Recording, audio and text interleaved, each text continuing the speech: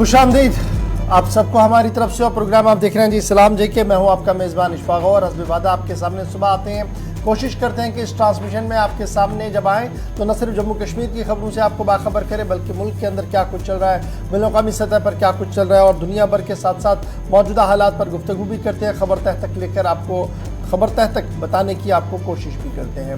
3 पड़ावों पर इस प्रोग्राम को लेकर चलते हैं और आज भी हस्ब वादा आपके साथ 9:40 का वक्त होगा जब हमारी फ़ोन लाइन्स खुलेंगी। आप कॉल करेंगे, घर बैठे हुकूमत तक अपने मसाइल मुश्किलात पहुंचाएंगे, फीडबैक देंगे आप हुकूमत को कि उनकी पॉलिसी किस तरीके से है, क्या कुछ करने की ज़रूरत है, ताकि उन्हें मुस्तकबिल में जब वो मनसूबा साजी करें तो उन्हें कहीं ना कहीं मदद मिले। प्रोग्राम को आप टीवी पर इस वक्त तो देख रहे हैं, तो हमारी राब्ता साइट पर भी आइएगा, फेसबुक, ट्विटर, इंस्टाग्राम को और हमारी ऑफिशियल वेबसाइट पर ज़रूर ज्वाइन कीजिएगा। दिन भर वहाँ पर नशरियात चलती रहती हैं, दिन भर तजिया तबसरा वहाँ पर लिखा रहता है, तो मुझे उम्मीद है कि आप वहाँ पर भी अपना फीडबैक देंगे। अगर आप कोई तजिया कोई तबसरा लिखना चाहते हैं तो ज़रूर हमारी ऑफिशियल वेबसाइट पर आइएगा, वहाँ पर लॉगिन कीजिएगा, सब्सक्राइब कीजिएगा और वहाँ से इनबॉक्स के ज़रिए से वो सारी चीज़ें हम तक पहुँचाइएगा। फ़िलहाल प्रोग्राम का करते हैं आगाज़ और आज हिस्ट्री ऑफ द डे बताएंगे आपको आसिफ रशीद कि हिस्ट्री ऑफ द डे में क्या कुछ अहम तरीन वाक़यात है, और उसके बाद फटाफट से खोलते हैं खबरों का पिटारा, क्योंकि बड़ी खबर एक बार फिर दाखिला वजारत से सामने आ रही है।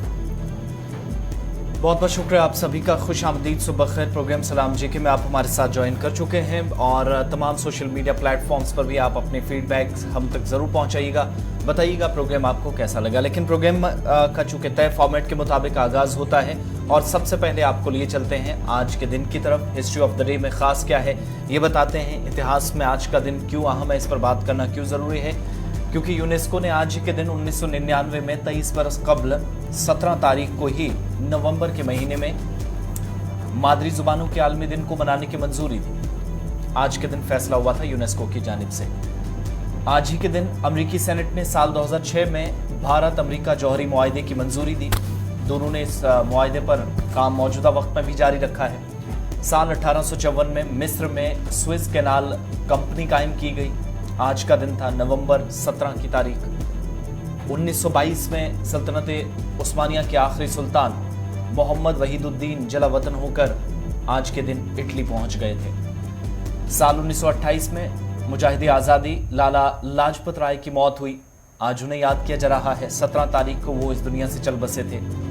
अहम रोल उनका रहा है अंग्रेज़ों के खिलाफ लड़ाई में। श्रीलंका के अंदर सदारती इंतखाबात साल 2005 में आज ही के दिन हुए। 17 नवंबर को एक बड़ी तब्दीली के तौर पर इसे देखा जा रहा था। तमिल टाइगर्स के साथ उस तवील मुद्दत की चलने वाली लड़ाई के बाद जब श्रीलंका के अंदर इस्तेकाम पैदा करने की एक कोशिश थी, जिसके बाद ये इंतखाबात पहली बार सबसे अहम इक़दामात में से एक माना जा रहा था, जिसके लिए हुकूमत ने उस वक्त ऐलान किया था। 1932 में लंदन में तीसरी गोलमेज कॉन्फ्रेंस का आगाज़ हुआ। कांग्रेस के साथ साथ महात्मा गांधी ने इस कॉन्फ्रेंस में जाने से इनकार कर दिया था। लंदन के अंदर ये राउंड टेबल कॉन्फ्रेंस हुई थी। शुरुआत 17 तारीख को आज के दिन हुई थी और हिंदुस्तान भारत के अंदर मुस्तकबिल की हिकमत अमली पर गौर कर रहे थे। कई अहम शख्सियात, भारत से भी सियासी शख्सियात इस तकरीब का, इस गोलमेज कॉन्फ्रेंस का हिस्सा बनी थी, लेकिन महात्मा गांधी और कांग्रेस के लीडरान इससे दूर रहे थे कॉन्फ्रेंस से। साल 1933 में अमेरिका ने सोवियत यूनियन को तस्लीम करके तिजारत का आगाज़ आज के दिन किया। सोवियत यूनियन को तस्लीम करने का जो सिलसिला है आज से ठीक 90 वर्ष कबल शुरू हुआ था और उसके बाद आहिस्ता आहिस्ता तिजारती ताल्लुकात और सिफारती ताल्लुकात को बेहतर बनाने की कोशिशें अमरीकी हुकाम की जानिब से मुसलसल वक्तन फ़क्तन की जाती रहीं। अब प्रोग्राम में आगे बढ़ेंगे। हिस्ट्री ऑफ द डे के बाद आगाज़ करेंगे और सबसे पहले खबरों की तरफ आपको लिए चलते हैं। जम्मू कश्मीर की सलामती सूरत हाल और मौजूदा जो सियासी सूरत हाल है उस पर एक ताज़ा बयान सामने आया है। आगाज़ इसी बयान के साथ। चलिए जनाब, खबरों की शुरुआत जैसे आसिफ ने आपको बताई दी कि एक अहम खबर से करते हैं और यह बात एक बार फिर दाखिला वजीर साहब की तरफ से सामने रखी गई और दाखिला वजीर अमित शाह का बड़ा बयान। जम्मू कश्मीर के अंदर अक़लियतों पर हो रहे मज़ालिम में काफ़ी बेहतरी और सुधार हुआ है। मिलिटेंसी कार्रवाइयों में कम से कम 80% की गिरावट वादी के अंदर देखने को मिली है। टेरर इंसिडेंट जो है वो तकरीबन 80% कम हुए हैं, दावा पेश किया है वज़ीर दाखिला अमित शाह ने। और साथ साथ ये भी कहा है कि कश्मीरी पंडित महाजिरीन और कश्मीरी पंडित जो हैं उनकी प्रोटेक्शन के लिए, उनकी हिफाजत के लिए, उनकी बाज़ाबातकारी के लिए हुकूमती सतह पर कई इक़दाम माजी में भी उठाए गए हैं और कई इक़दाम और उठाए जाएंगे ताकि वो उनका इज़्ज़त नफ्स जो है वो बहाल रह सके। जम्मू कश्मीर सही सिमत में जा रहा है और यही वजह है कि जहां 100-150 के करीब इंसिडेंट्स हुआ करते थे वहां पर अब ये इंसिडेंट सिमट कर डबल डिजिट रह गए हैं, लेकिन अभी भी काम करने की ज़रूरत है ताकि ये इंसिडेंट फ्री हो जाए। अमित शाह साहब गुजरात के अंदर इलेक्शन की कमान संभाले हुए हैं, लेकिन ज़राए इब्लाग के मुख्तलिफ नुमाइंदों के साथ गुफ्तगू के दौरान जम्मू कश्मीर की सूरत हाल पर भी वो दोबारा रात देर गए बात कर रहे थे। और रात देर गए एक निजी टेलीविजन चैनल के साथ गुफ्तगू के दौरान दाखिला वजीर ने जोर देकर इस बात को कहा कि सही सिमत में जो सही कदम उठाए गए थे उसी का ये नतीजा है कि इंतहा पसंदी और दहशतगर्दी की जो हवा थी वो पलट चुकी है और जो सोच थी वो बदल रही है। न तो अब पथराव हो रहे हैं और ना ही मिलिटेंसी की सफ़ों में लोगों की शमूलियत उस तरह होती है जिस तरीके से सन 90 से 96 तक हुआ करती थी। एक तरफ से ये दावा किया गया है। दूसरी बड़ी बात कश्मीरी पंडितों के हवाले से जो मैंने आपके सामने रख दी। तीसरा बड़ा इंपॉर्टेंट सवाल जो उनसे पूछा गया रात देर गए जम्मू कश्मीर के अंदर इंतखाबात के हवाले से, और ये बड़ा दिलचस्प सवाल था जो उनसे पूछा गया। और इस सवाल के जवाब में दाखिला वजीर साहब ने जो जवाब दिया उसमें उन्होंने कहा कि जम्मू कश्मीर आहिस्ता आहिस्ता करके चुनावों की ओर चल रहा है और हतमी फैसला जो है वो इलेक्शन कमीशन ऑफ इंडिया ने करना है। अब इलेक्शन करवाने से पहले माहौल को साजगार बनाना है, उसकी ज़मानत और बशारत जो है वो खुद दाखिला वजीर साहब ने दी कि जम्मू कश्मीर के अंदर हालात बतदरीज बेहतर हो रहे हैं, सिक्योरिटी सिनेरियो इम्प्रूव हो रहा है, सोच बदल रही है। और उसके बाद जब उनसे पूछा गया कि चुनाव कब होंगे, कहा कि चुनाव करवाना इलेक्शन कमीशन का दायरे इख्तियार है, जब वो चाहे हुकूमत तैयार है जम्मू कश्मीर के अंदर चुनाव करवाने के हवाले से। ये 2 दिन के दौरान दूसरी बार दाखिला वजीर साहब की तरफ से चुनावों का इशारा गुजरात की सरजमीन से जम्मू कश्मीर के लिए दिया गया है। तीसरी बड़ी बात स्टेट हुड के बारे में उनसे पूछा गया कि रियासत का दर्जा कब जम्मू कश्मीर यूनियन टेरिटरी को बहाल होगा, तो उन्होंने उस क्रोनोलॉजी को समझाया जो क्रोनोलॉजी उन्होंने पार्लियामेंट के अंदर बताई थी कि पहले हदबंदी होनी है, हदबंदी रिपोर्ट आने के बाद वोटर नजरसानी होनी है, यानी हदबंदी मुकम्मल हो गई, गैजेट नोटिफिकेशन जारी हुआ, उसके बाद कमीशन ने वोटर फहरिस्तों की नजरसानी करवाने का सिलसिला शुरू किया, यानी इलेक्शन की ओर एक कदम बढ़े हैं। तो इलेक्शन मुकम्मल होने के बाद ही मुनासिब वक्त पर जम्मू कश्मीर को रियासत का दर्जा बहाल कर दिया जाएगा। दाखिला वजीर साहब ने इस बात को भी दोबारा से दोहराया है। दाखिला वजीर साहब से जब यह पूछा गया कि यूनिफॉर्म सिविल कोड यूसीसी के बारे में उनका मौक़िफ़ क्या है, तो उस बारे में उन्होंने सरकारी मौक़िफ़ को पार्टी के मौक़िफ़ के साथ जोड़ते हुए साफ कर दिया कि यूनिफॉर्म सिविल कोड के लिए भारतीय जनता पार्टी वादाबंद है, क्योंकि श्यामा प्रसाद मुखर्जी जब इंडस्ट्रीज एंड कॉमर्स के वजीर थे तो उन्होंने उस वक्त वजारत सिर्फ इसलिए छोड़ी क्योंकि उस वक्त की हुकूमत ने यूनिफॉर्म सिविल कोड को लेकर आनाकानी की और तब जाकर उन्होंने भारतीय जनसंघ की बुनियाद डाली जो आज बीजेपी की शक्ल में आपके सामने है। इसलिए 1954 से हम इसके वादाबंद हैं और जो वादे हमने किए थे उन्हें हमने पूरा कर दिया है। आगे मिसाल के तौर पर उन्होंने कहा कि राम मंदिर का बनना शायद मुल्क के अंदर कोई सोच भी नहीं सकता था, लेकिन हुकूमत ने जिस जुर्रतमंदी का फैसला लिया आज राम मंदिर पाए तकमील तक पहुंच रहा है। उसके बाद जम्मू कश्मीर का वो मामला जहां पर कोई हाथ भी नहीं डालना चाहता था क्योंकि बैनुल-अक़वामी प्रेशर्स के साथ साथ सियासी विल नहीं था, लेकिन बीजेपी ने 2 निशान 2 प्रधान वाली प्रथा को ख़त्म कर दिया, 370-35 को ख़त्म कर दिया, जम्मू कश्मीर का इंज़िमाम पूरी तरह से भारत के अंदर कर दिया। ये बीजेपी के मैनिफेस्टो और एजेंडे में था, हमने पूरा करके दिया है। और तीसरी बड़ी बात जो यूसीसी की है, इसके लिए हम वादाबंद है और मुल्क के अंदर यूसीसी का होना बहुत ज़्यादा ज़रूरी है। दाखिला वजीर ने इन चंद अल्फाज के साथ अपनी बात मुकम्मल की है। तो हम भी यहाँ पर इस खबर को छोड़ते हैं इन्हीं बातों के साथ कि बहुत जल्द चुनाव होंगे, चुनाव करवाना इलेक्शन कमीशन का हाल इख्तियार है, लेकिन स्टेट के बारे में तभी फैसला होगा जब जम्मू कश्मीर के अंदर इलेक्टेड हुकूमत होगी, वो उसके बाद सोचा जाएगा और यूसीसी मुनासिब वक्त पर लाया जाएगा, यानी यूनिफॉर्म सिविल कोड मुल्क के अंदर आएगा। तैयारी 2024 के बाद की जा सकती है। जी आसिफ, चलिए अब आगे बढ़ते हैं, बात जरा बिजली महकमे की भी करते हैं। चुपके रात दिन कुछ ना कुछ महकमे की तरफ से किया जाता है, जिस पर अगले दिन रिएक्शन आता है और बहुत सख्त रिएक्शन इस पर आता है। गुज़श्ता रोज हमने आपको बताया था कि वादी के कश्मीर के अंदर, या परसों के प्रोग्राम में भी, सुबह के प्रोग्राम में हमने आपको बताया था इसी प्रोग्राम में कि कैसे मुख्तलिफ हिस्सों के अंदर बिजली अब मीटर्ड नॉन मीटर्ड एरियाज में और मीटर्ड एरियाज में रहेगी, नए शेड्यूल के मुताबिक बिजली आपको मिलेगी। लेकिन अब हुआ क्या कि सिर्फ 24 घंटों के अंदर ही मुख्तलिफ इलाकों से नई शेड्यूल जारी होने के साथ ही शिकायतें आने लगी कि अचानक से बिजली के बिलों में या नरकों में इजाफा कर दिया गया, जो माहाना बिल लोग देते थे वो बढ़ा दिया गया है। इस तरह की शिकायत साउथ कश्मीर से, सेंट्रल कश्मीर से, मुख्तलिफ इलाकों से, श्रीनगर, गांदरबल, बशमूल पुलवामा, तराल, शोपियां, कुलगाम और आसपास के इलाकों से शिकायत मौसूल हुई। कुछ लोग ये बताते हैं कि माहाना जिन्हें बिल 700 रुपए आता था बिजली का, वो 920-925 रुपए तक पहुंच गया।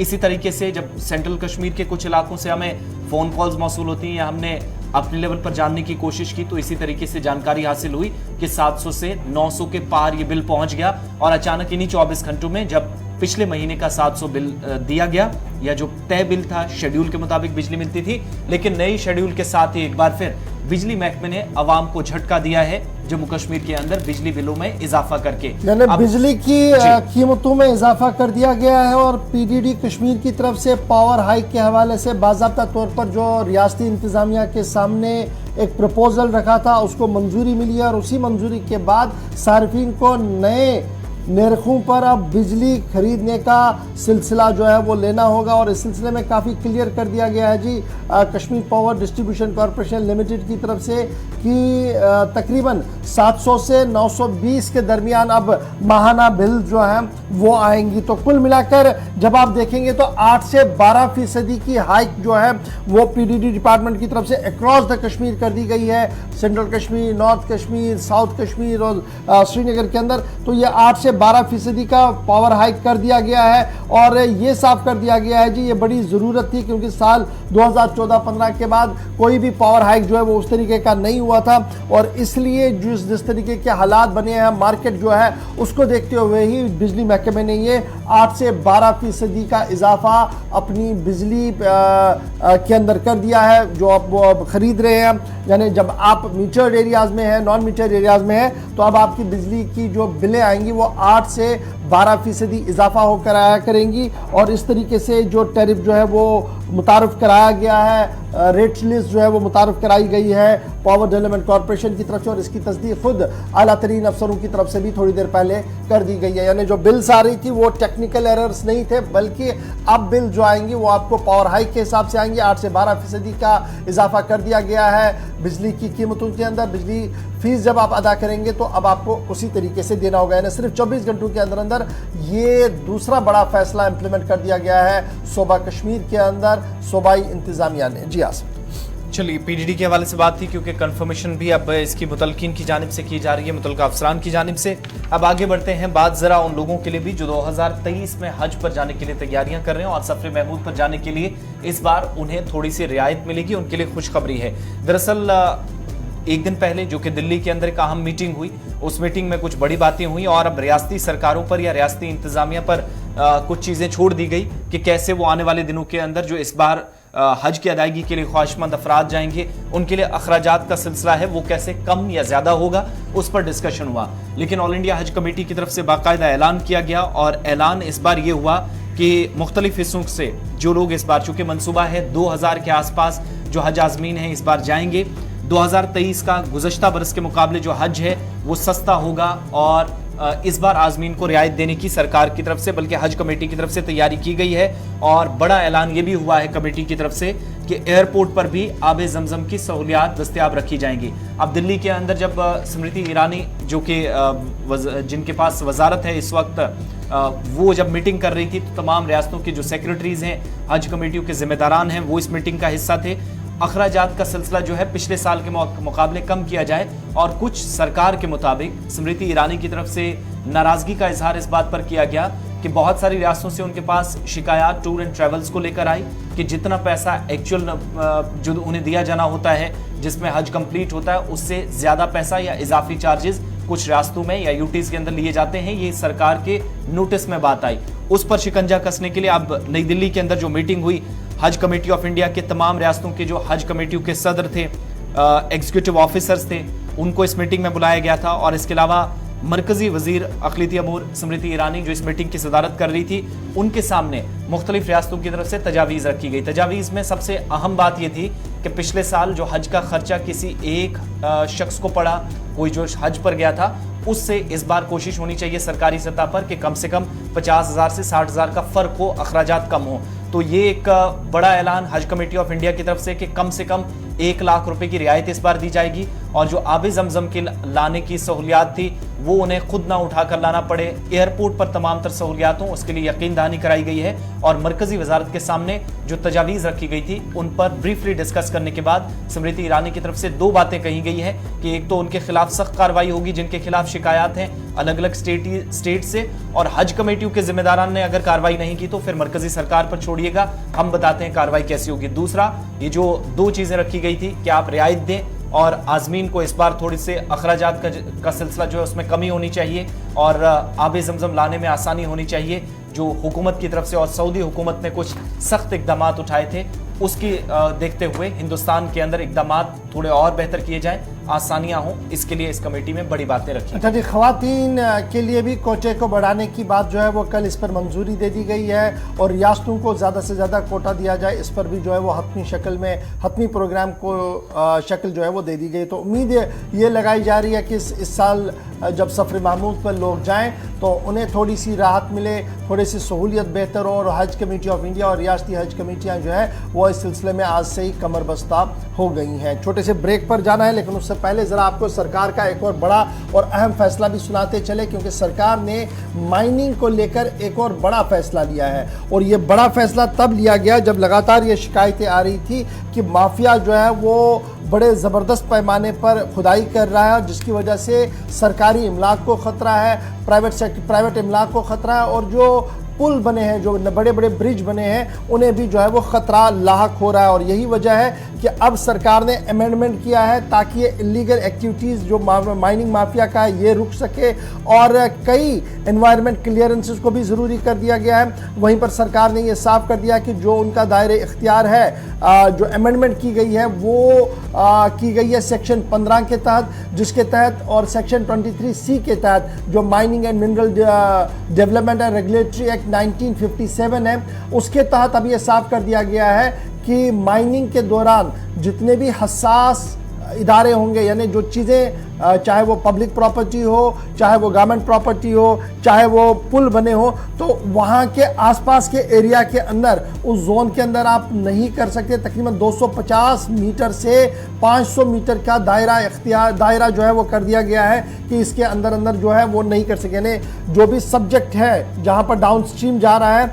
और वहाँ पर कोई खड़ा स्ट्रक्चर है, तो उसके आसपास 250 मीटर के आसपास आप खुदाई नहीं कर सकते हैं, इस तरीके की बात कही गई है। और फिर यह भी कहा गया कि आप जब निकालते हैं माइनिंग, जब आप रेत निकालते हैं, बाजरी निकालते हैं, तो आप कितने फिट गहरा जा सकते हैं, इस पर भी एक बार फिर वजाहत कर दी है रूल 95 के तहत। और ये कह दिया गया कि कोई भी कंसेशन जो है वो किसी को नहीं दिया जाएगा, और जो भी इसकी खिलाफ वर्जी करेगा अब उसके खिलाफ जो है वो ज़ब्त के तहत कार्रवाई होगी। यानी इमलाक की हिफाजत को भी यकीनी बनाने की कोशिश की गई, और उसके साथ साथ जो एक्सट्रैक्शन हो रहा है और एनवायरनमेंट क्लियरेंस की जिस तरीके से धज्जियाँ बिखेरी जा रही है, और और ये साफ साफ दिल्ली से लेकर जम्मू कश्मीर तक ये बातें साफ हो रही थी। अब सरकार की नींद कहीं ना कहीं टूटती हुई नजर आ रही है और सरकार इस बात को मान रही है कि कई अहम और बड़े फैसले लिए गए हैं और अमेंडमेंट कर दी गई है ताकि सारे मामले रुक सके और एक शफाफ तरीके से माइनिंग का निजाम जम्मू कश्मीर के अंदर चले। छोटा सा ब्रेक होगा जी, यहाँ पर ब्रेक के उस पार आएंगे तो बात एक और अहम मामले की करेंगे, क्योंकि जम्मू कश्मीर हाई कोर्ट के अंदर मामला चला था आपका और हमारा, यानी आपका और हमारा जब मैं बात कर रहा हूं तो स्कूलों का मामला हाई कोर्ट तक चला था और फीस फिक्सेशन कमेटी के रिपोर्ट जो सामने आई थी, जो ऑर्डर सामने आया था, इस पर हाई कोर्ट ने अपनी बात रखी है। वकील कौन थे, क्या कुछ बात रखी गई है, इस पर गुफ्तगू करेंगे। उसके बाद डोडा भी चलेंगे जहां पर कल रात आपको आसिफ ने बड़ी खबर बताया था कि एक्सीडेंट हुआ है, एक्सीडेंट की वजूहात सामने आ रही है, क्या कुछ हुआ है। और एक अहम और दिलचस्प गुफ्तगू भी होगी दूसरे पड़ाव पर कि हेडफोन्स अक्सर हम लगाते हैं चाहे हम ड्राइव करें या चलते चलते, इन हेडफोन से आलमी इदारे क्या कुछ कह रहे हैं और माहिरीन क्या कुछ कह रहे हैं, डिटेल में आपको सुनाएंगे और बताएंगे ताकि आपकी सेहत भी दुरुस्त रह सके। छोटा सा ब्रेक के फौरन बाद तीनों बड़ी खबरों पर हम गुफ्तगू करेंगे।